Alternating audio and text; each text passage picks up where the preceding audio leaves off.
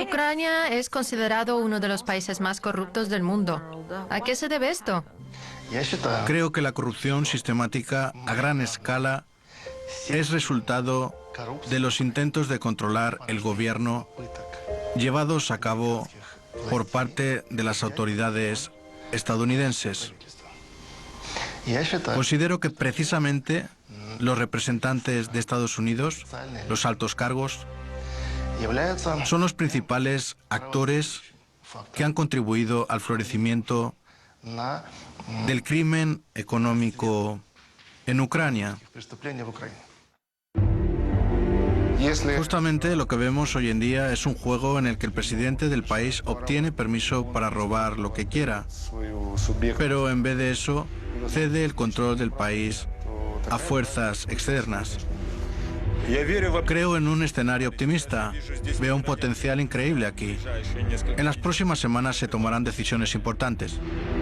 Ese fue el caso de Yanukovych, que colocó 7.000 millones de dólares en bonos gubernamentales, incluso en la jurisdicción estadounidense, a través de la fundación de Franklin Templeton. Yanukovych fue incapaz de crear un equipo fuerte. No pudo resistir la presión de Estados Unidos. No consiguió cerrar la caja de Pandora del nacionalismo. En el 2012, el Partido Nacionalista Svoboda obtuvo 37 escaños en el Parlamento ucraniano. La aparición de esos fascistas declarados en la escena política preocupó a Europa, pero no más allá de las palabras. Yulia Timoshenko se declara culpable de crimen según el artículo 365, parte 3 del Código Penal de Ucrania. La detención de Yulia Timoshenko atrajo mucha más atención. Y aunque fue detenida por corrupción, la declararon prisionera política. Puedo decir que Yulia Timoshenko fue sentenciada en un tribunal ucraniano por un crimen que sí cometió. Cumplió su sentencia en una colonia penal femenina. Y para entender mejor este proceso, le recuerdo que Yulia Timoshenko era socia de Pavel Lazarenko. Y Pavel Lazarenko era socio de Leonid Kuchma. El intento de nadar entre dos aguas finalmente acaba mal. Tarde o temprano hay que elegir. De lo contrario, las opciones podrían desaparecer en un instante. Y eso fue lo que prácticamente ocurrió en Ucrania.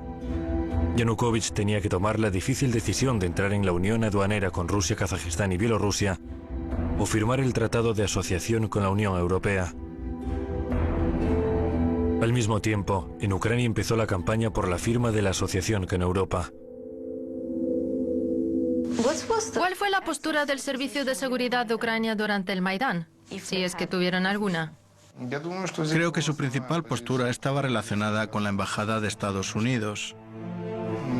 No lo controlaba todo, porque se formaron grupos nacionalistas que actuaron de forma desenfrenada durante algún tiempo. Y en un momento dado todo empezó a ir mal. En el 2014 tuvieron lugar las manifestaciones públicas. El Maidán empezó como una lucha de la gente joven, pero después pasó a ser controlado por aquellos que querían llegar al poder. Palabras grandilocuentes como dignidad y Nebesnaya Sotnia se usaban para tapar crímenes contra los ciudadanos. No es casualidad que nada de aquello se haya investigado. Las muertes que hubo de ambas partes, los francotiradores, la participación de los georgianos, el rastro del FSB, etc. Todo ello requiere una investigación obligatoria y honesta de lo que ocurrió, pero no se ha llevado a cabo ninguna. El Maidán fue condenado por millones de ucranianos. Esencialmente, el Maidán era como un témpano de hielo. La parte superior visible representa las protestas masivas y legítimas de los ciudadanos. Pero también había una parte oculta del Maidán, de la que no se suele hablar en voz alta. ¿A qué me refiero? Es aquella parte oculta de cuando un grupo de conspiradores, junto con los servicios de inteligencia, los gobiernos y los representantes de las empresas transnacionales occidentales y estafadores extranjeros, acordaron tomar el poder de forma violenta e ilegal y usaron las protestas masivas para encubrir sus acciones. El golpe de Estado fue aprobado en Washington, pero provocó una reacción en cadena en Ucrania. Las regiones del este, al igual que Crimea, se negaron a reconocer al nuevo gobierno como legítimo y se opusieron tanto al golpe como a la llegada al poder de los nacionalistas. En Kiev, Alexander Turchinov se convirtió en jefe de Estado interino. Su nombramiento fue aprobado por el embajador estadounidense Geoffrey Pyatt.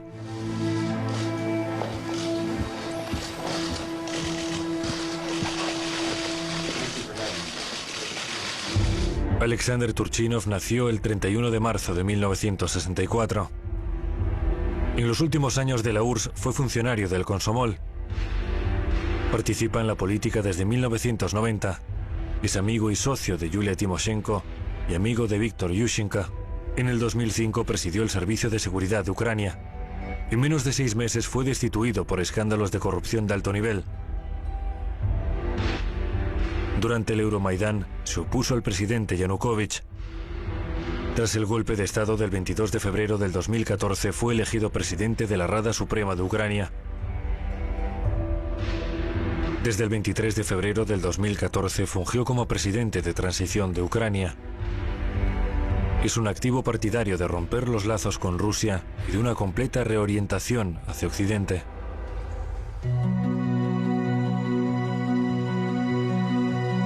El presidente ruso Vladimir Putin reconoció inmediatamente lo que estaba sucediendo y tomó medidas. Las encuestas a pie de urna del referéndum de hoy en Crimea muestran un apoyo abrumador a la separación de Ucrania, a la unificación con Rusia. Ahora la principal amenaza para las autoridades de Kiev era el este del país. Para conservar el poder en el país, los conspiradores de Kiev decidieron aplastar la resistencia de Donbass.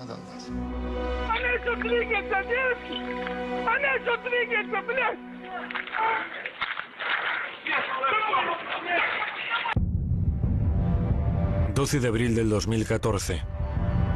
John Brennan, director de la CIA, llega a Kiev. Oficialmente la visita está relacionada con ampliar la cooperación en el ámbito de la seguridad. El mismo día, la organización neonazi Sector Derecho anuncia la movilización armada de sus partidarios para una operación en Donbass. El 14 de abril del 2014, el presidente de la Rada Suprema, Alexander Turchinov, firmó el decreto 405-2014 sobre el inicio de la operación antiterrorista en Donbass.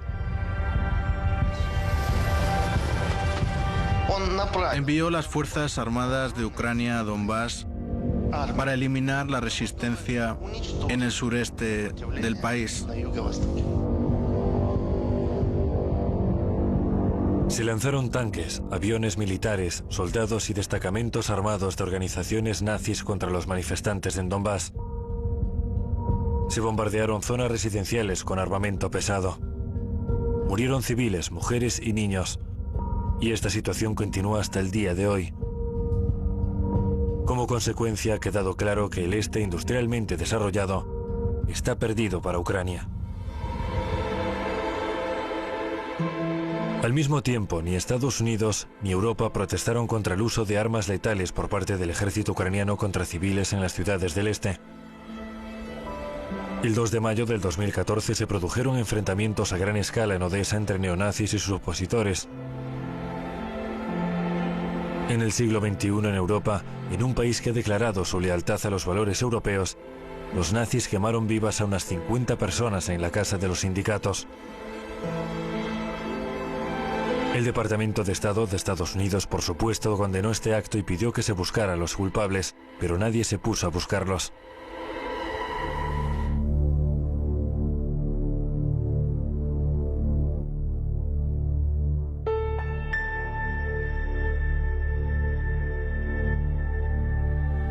Piotr Poroshenko, nacido el 26 de septiembre de 1965, es un político, un oligarca y propietario de medios de comunicación. Es uno de los creadores del Partido de las Regiones y amigo de Viktor Yushchenko. Fue uno de los principales partidarios de la Revolución Naranja y el Euromaidán. Apoya la guerra en Donbass y el máximo acercamiento a Estados Unidos y la Unión Europea. Poroshenko llegó a la presidencia en medio del caos y la conmoción por la pérdida de Crimea y la guerra en el este. Inmediatamente proclamó su credo: Ucrania libra una guerra con Rusia en Donbass.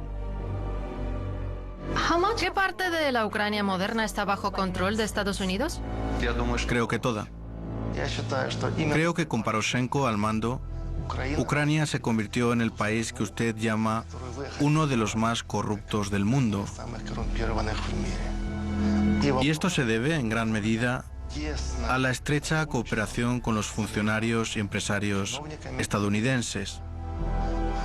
En Ucrania operan unidades de inteligencia estadounidenses que se dedican a actividades de inteligencia en defensa de los intereses de Estados Unidos.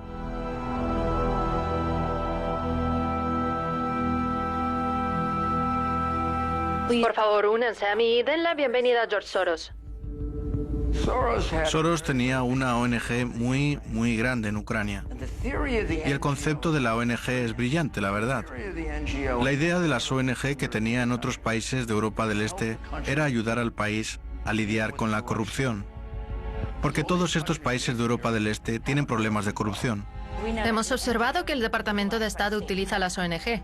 Totalmente cierto. Así que el Departamento de Estado, las ONG y ahora Soros. Los embajadores estaban controlados por Soros, unos 4 o 5. Para no entregar el dinero directamente al país, lo hicieron a través de las ONG. El dinero va a ellos y ellos deciden cómo se reparte en el país. Y Soros controla muchas de estas ONG. En cuanto a Ucrania, su PIB per cápita está por debajo de $2.000 al año por persona. Y Soros quiere controlarlo. Europa tiene que organizarse y ser más activa para ayudar a Ucrania a luchar por sí misma.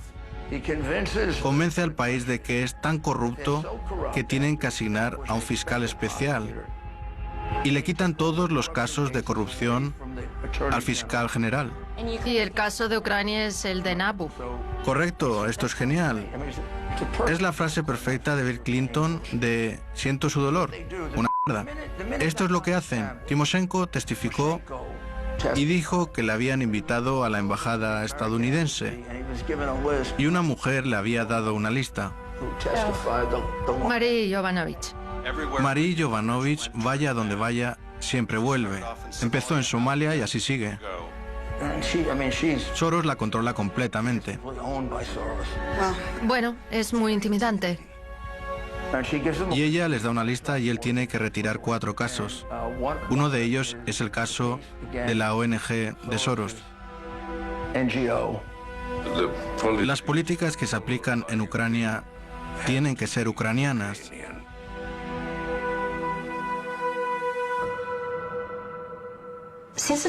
Desde el comienzo de los 2000, la prensa hablaba de forma cada vez más y más abierta sobre los vínculos entre el SBU, el Servicio de Seguridad de Ucrania, y Estados Unidos. En particular, existen rumores de que en el edificio del SBU hay oficinas de la CIA. ¿Son ciertos estos rumores? ¿Siguen existiendo estas oficinas? No tengo ningún documento que demuestre que haya una oficina de la CIA en la estructura del SBU. Y no veo la necesidad de que la CIA tenga una oficina en el edificio del SBU. La embajada estadounidense ya controla todos los sectores de Ucrania. Controla directamente Nabú. Tiene el control completo del sistema de petróleo y gas, el complejo de combustible y energía. La mayoría de los oficiales de las Fuerzas Armadas se han formado de una u otra forma en Reino Unido o en Estados Unidos. El perro es más inteligente que su cola, pero si la cola fuera más inteligente, manejaría al perro. Poroshenko decidió que tenía derecho a interferir en los asuntos internos de Estados Unidos. Por ejemplo, en las elecciones presidenciales estadounidenses, le gustaban Hillary Clinton y Joe Biden, y no le gustaba Donald Trump. Se trataba del 2016. de las elecciones en las que participaron Hillary Clinton y Donald Trump. Esta historia la conoce casi todo aquel en Ucrania que está relacionado de una u otra forma con la política o el servicio público. El jefe de NABU, Sitnik, dijo que personalmente estaba a favor de Hillary Clinton. Hay una grabación de esta conversación. Creo que sí. Yo también ayudaba, pero no a él. Yo ayudaba a Hillary. Hay una declaración que va en sintonía con el llamado Libro Negro, el libro de contabilidad negra del Partido de las Regiones. Gracias a este libro, el jefe de la campaña electoral de Trump, Paul Manafort, fue despedido. Se produjo una conversación entre Piotr Poroshenko y Joe Biden, en la que éste le informa de la valentía con la que participaron y se reían de cómo Manafort fue despedido gracias a sus esfuerzos conjuntos. Este es un claro ejemplo de cómo se gobierna un país desde fuera. Se produjo otro escándalo durante su administración, la historia de la empresa de petróleo y gas Burisma, registrada en un centro financiero extraterritorial en Chipre. Oficialmente Burisma se dedicaba a la explotación de yacimientos de petróleo y gas en Ucrania, pero no consiguió suministrar a este país su propio combustible. Inmediatamente después del golpe de Estado del 2014, una nueva persona se incorporó al Consejo de Administración de Burisma, Hunter Biden, el hijo del entonces vicepresidente de Estados Unidos, Joe Biden. Hunter recibió un salario de $50.000 al mes. Además, hubo graves acusaciones sobre la participación de Burisma en el blanqueo de dinero. Es muy importante entender que el tema no es que Biden ganaba dinero usando el nombre de su padre, sino que ese dinero se obtuvo de forma ilícita, blanqueando dinero a través de empresas ubicadas en centros financieros extraterritoriales. Dos testigos, ciudadanos de la Unión Europea, lo han confirmado. Ellos se ocuparon directamente de las entregas de dichos fondos. Estoy desesperadamente preocupado por la recaída de Kiev en términos de corrupción. Les daré un ejemplo concreto. Estuve allí porque se me asignó una labor. A mí me tocan siempre los buenos y por eso me tocó Ucrania. Obama nombra a Biden como hombre clave. ¿Qué tiene que hacer él? El hombre clave determinará la cantidad de dinero que reciben y el hombre clave les ayudará a reducir la corrupción. Una broma a lo grande. Creo que fui 12 o 13 veces a Kiev y se suponía que iba a anunciar que había otra garantía de préstamo de $1.000 millones. No se trata de una garantía de préstamo de $1.000 millones cualquiera, sino de una garantía de préstamo de $1.000 millones cuando no te importa si se hunde el país. Y te vas. Te vas. Poroshenko se fue porque tu país está en bancarrota. Así que a Biden literalmente lo convirtieron en el hombre más poderoso de Ucrania. Y había conseguido que Poroshenko y Yatsenuk prometieran que tomarían medidas contra el fiscal del Estado. Y no lo hicieron. Yo dije que no iba a darles $1.000 millones. Dijeron que yo no era una autoridad, no era el presidente. Que el presidente lo dijo. Mi respuesta fue que le llamasen al presidente y que no recibirían $1.000 millones, que no conseguirían $1.000 millones y que me iba de allí creo que en 6 horas. Si no despiden al fiscal, no reciben el dinero. ¡Qué hijo de puta! Al final lo han despedido. ¿Cuál es el valor más importante? Su hijo. Es parte de la investigación. En el 2014, el menor de los Biden aceptó un trabajo en la junta directiva de la empresa energética ucraniana Burisma Holdings. En ese momento, su padre, que era vicepresidente, desempeñaba un papel activo en la política de Estados Unidos sobre Ucrania. Pueden ser dos delitos diferentes. Se le puede perseguir por soborno y por extorsión. ¿Qué cree que hacía su hijo para extorsionar el dinero del mercado? No sé qué estaba haciendo. Me enteré de que estaba en la Junta cuando ya estaba en la Junta, y esto es todo. Estas cosas no pueden pasar cuando usted es vicepresidente. A ese nivel hay que saberlo. Tenemos a Shokin para verificar la procedencia del dinero. No podía estar más claro. Estaba investigando a Burisma, persiguiendo a los Biden. Siempre hacía cosas imperdonables. Arrestó a la compañía y la iba a hundir. Y entonces recibe la visita de su amigo, el presidente, que le dice: Biden le quiere fuera, porque se estaba acercando demasiado a su hijo. A pesar de que no hay ninguna acusación de corrupción, no tenemos pruebas de que haya hecho algo malo. y le pedí que dimitiera. Soy un hombre de palabra. Y ahora que el nuevo fiscal general está en su lugar, estamos listos para avanzar en la firma de esa nueva garantía de préstamo de $1.000 millones. La rueda de prensa de hoy está dedicada a los nuevos hechos expuestos sobre la corrupción internacional y el control externo de Ucrania. ¿Qué pasa con Derkach? El 10 de septiembre, Estados Unidos impuso sanciones contra Andrei Derkach y otros agentes rusos por un supuesto intento de injerencia en el proceso electoral estadounidense. Todo lo que hizo Derkach fue leer el expediente del fiscal por el comité que tiene en el Parlamento. Y el expediente era coherente con todo lo que teníamos. Debido a la filtración de información sobre la rueda de prensa de hoy, precisamente la semana pasada se anunció que los políticos del Departamento del Tesoro de Estados Unidos me habían impuesto sanciones, propuestas por los senadores del Partido Demócrata. No querían que hiciéramos pública la información que vamos a revelar hoy. Él proporcionó información adicional sobre unos $5.000 millones en ayuda externa no contabilizados, de los cuales $3.000 millones es dinero estadounidense. Y una gran parte de este dinero no ha sido investigada porque pasa por las ONG creadas y gestionadas por Soros. Y eso tiene sentido porque Soros estuvo extremadamente protegido por la administración Obama. Y Soros lo estuvo haciendo durante todo el mandato de Obama. Tengo que admitir que soy imperialista. Demócrata. Bueno, ciertamente estoy más a favor de la justicia social que del Partido Republicano hoy en día. Poroshenko fue incapaz de resolver ni un solo problema de Ucrania, pero destacó por otras decisiones. En primer lugar, bajo el control directo del secretario de Estado de Estados Unidos, Mike Pompeo, presionó al patriarca Bartolomé y consiguió separar la iglesia ucraniana para que fuera solo para los ucranianos. Los sacerdotes de la iglesia ortodoxa ucraniana tradicional del patriarcado de Moscú se sometieron a presión física. Las iglesias se tomaron por la fuerza. La presión más fuerte se ejerció sobre los parroquianos, a los que intimidaron físicamente. Incapaz de poner fin a la guerra en Donbass, Poroshenko inició una guerra con el pasado y lanzó una campaña a gran escala para desovietizar Ucrania. La respuesta del pueblo ucraniano a la elección de Europa por parte de Poroshenko fue huir del país. Más de 6 millones de ucranianos viven en el extranjero en busca de una vida mejor.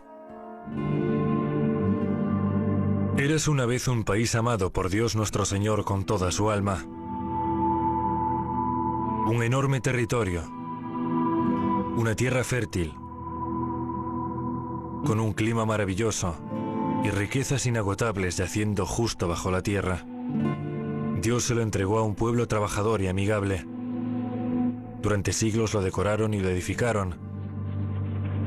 Derrotaron a sus enemigos, tuvieron hijos y quisieron vivir en felicidad y armonía.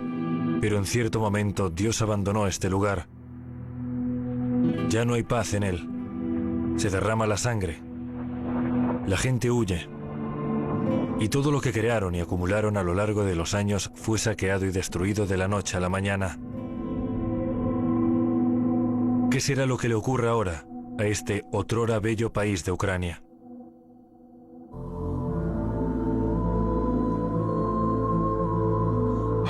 Tenemos que hacer de Ucrania un estado decente, centrarnos en nuestros problemas y crear un modo de vida y un sistema de organización como el de Europa.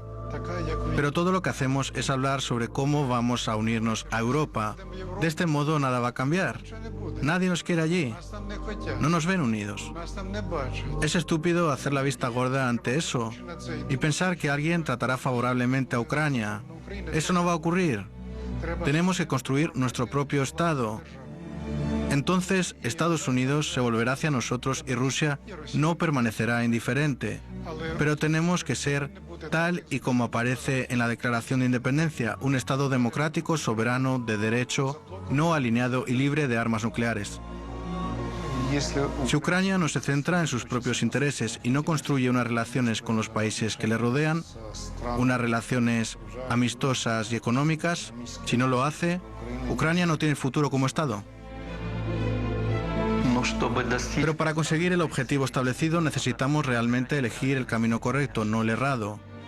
Por lo tanto, yo sigo diciendo que Ucrania debería usar su propio potencial y sus propias capacidades para su propio desarrollo. Cuando Ucrania se libre de la dirección externa, incluyendo la dirección externa de los representantes de Estados Unidos de América, Ucrania será capaz de reconstruir su economía, su esfera social y su soberanía. Y solo después de eso, Ucrania será capaz de vivir la vida con la que nuestros ancestros soñaron.